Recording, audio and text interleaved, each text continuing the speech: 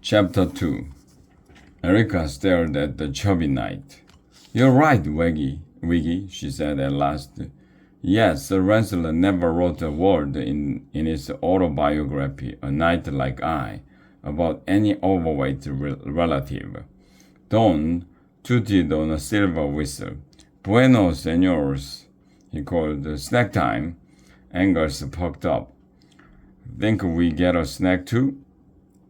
Waiters began bringing in silver bowls of salted nuts and goblets of juice. The chubby knight waved the waiters over. "Bowl of nuts right here." While the snack was being served, Erica rushed over to the chubby knight. Wiglaf and the others were right behind her. "Sir," Erica said, "I have had the honor of meeting Sir Lancelot in person, and except for an extra 50 pounds, you look very like him. Are you perhaps his cousin?" "Nay," said the knight, his chubby cheeks reddening. "I am Lancelot." Erica's mouth dropped open. "You're my hero, Sir Lancelot of the Lake." The knight raised his silver juice goblet and gazed at his reflection. "Yes, I am Lancelot," he said, "but my hero days are over." "Oh, sir, what happened? Tell us, please." Erica plopped down on the floor in front of Sir Lancelot. The other DSA students sat down in front of Sir Lancelot too. "All right, you shall hear my tale," said Sir Lancelot, brushing his hair back from his chubby cheeks. "For many years I slew more wicked dragons than any other knight. I rescued more damsels. I fought the vilest villains. I was the best. A perfect knight," Erica sighed. "Yes," Sir Lancelot nodded in agreement. "But after a time, younger knights began nipping at my heels. One day, as I was about to slay a wicked dragon, young Sir Gladblade came charging by and thrust in his sword first." "No," said Erica. "Yes," said Sir Lancelot, "and that was only the beginning. The next week, as I was getting ready to rescue Lady Pinkglove from a troll, young Sir Ironspur jumped in and saved her." "I will bet she could have handled that troll herself," Janice muttered. "Not long after that, I threw a villain into a dungeon," said Sir Lancelot. "The very next day, young Sir Silverboot fought two villains at once and threw them both into a dungeon." "Jones!" exclaimed Angus. "I should have liked to have seen that." Erica elbowed him sharply. "What did you do then, sir?" asked Wiglaf. "Why, I quit," said Sir Lancelot. "You quit?" cried Erica. "You, sir?" "Oh, say it's not so." "'Tis true," Sir Lancelot nodded. "When you have been a perfect knight, it is hard to be anything less." He reached into the bowl of salted nuts and tossed a handful into his mouth. "Instead of getting up at dawn," he went on chewing, "I started sleeping late and going fishing in the lake. I took up weaving. You should see the lovely flowery tapestries I made." "Weaving?" Erica looked stricken. Sir Lancelot nodded. "I spend afternoons in my hammock reading mysteries, and every night I feasted. Life was fine until my catalog company went out of business." "So that's why my catalog never came," cried Erica. "Sorry, lass," said Sir Lancelot. "You see, my evil twin brother, Leon, began making Sir Lancelot knock-offs." "You mean fakes?" said Wiglaf. "Fakes," Sir Lancelot nodded. Sir Lancelot, he calls them. Sir Lancelot tool belch. Sir Lancelot armor. It's junk. But most of the villagers can't tell the difference." He tossed back some more nuts. "The cheap stuff sells. My catalog business went belly up. Soon I couldn't pay my servants. I had to move out of my palace. By that time, I'd gained so much weight that my steed couldn't carry me anymore. So I walked here to Yale Old Home and begged to be taken in. That's terrible, cried Erica. Totally, cried Janice, snapping her gum loudly. Awful, said Angus. Wiglaf shook his head. Sir Lancelot wasn't old. It was wrong for him to be busting out of his pajamas at our home for aged knights. But you are a living legend, sir, cried Erica. When the going gets tough, I often think, what would Sir Lancelot do? Take a long nap, said Sir Lancelot. That's what I do most afternoons. Listen, good sir, cried Erica. This is what my hero Sir Lancelot is like. When a dragon must be slain, he always leads the quest. Of all the many good knights, Sir Lancelot is best. Yes, well, that was then. Sir Lancelot shrugged. Fret not, lass. I am happy here. But, sir, said Erica, do you not want to be the best? Here I am the best without even trying, said Sir Lancelot. I am the only one who can do 10 jumping jacks in a row, and I have all my own teeth. My hero Sir Lancelot always tried his best, Erica muttered. If Sir Lancelot heard her, he pretended not to. On their way back to DSA, Janice picked up a piece of parchment lying in the path. She began reading it. Erica was very glum as she went. She kept saying, I can't believe it. I can't believe this.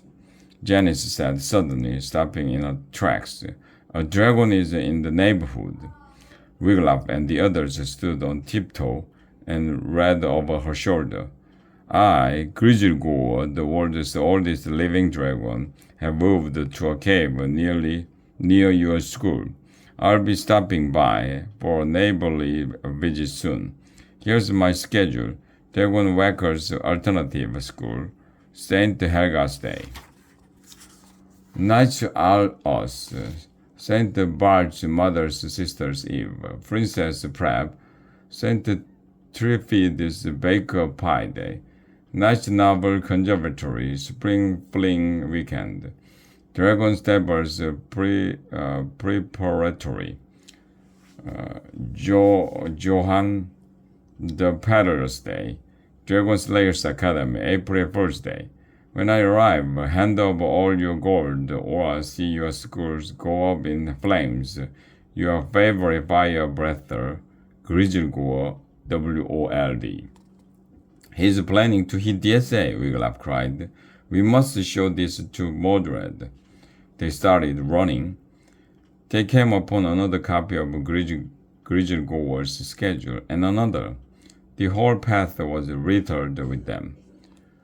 The dragon must have dropped them all over the neighborhood, Angus said, panting. Back at school, they found the headmaster in his office. Janice handed him the parchment. As Mordred read, Wiglaf saw his face go purple with rage. Mordred looks like he might explode, whispered Janice. My uncle Giles exploded, boy. Was that ever a mess? Wiglaf tried not to think about Janice's exploding uncle. Mordred waded the parchment into a bowl and threw it to the floor. Threaten to burn down my school? Do you, Grizilgor? He cried. Well, go ahead, but you're not getting your claws on any of my precious gold. Good sir, cried Wiglaf. What are you saying? I'm saying no to Grizilgor, that's what I'm saying, shouted Mordred, still purple as a plum. No gold, no how. DSA up in flames. Pity. But all good things must come to an end. I'm packing up and getting out of here. He began tossing items on his desk into a bag. Don't let our schools go up in flames, uncle, cried Angus. Please give the dragon some gold. Nephew, barked Mordred. Bite your tongue. The four left Mordred to his packing and headed for the dining hall. Angus shook his head. I know Uncle Mordred was greedy. he said.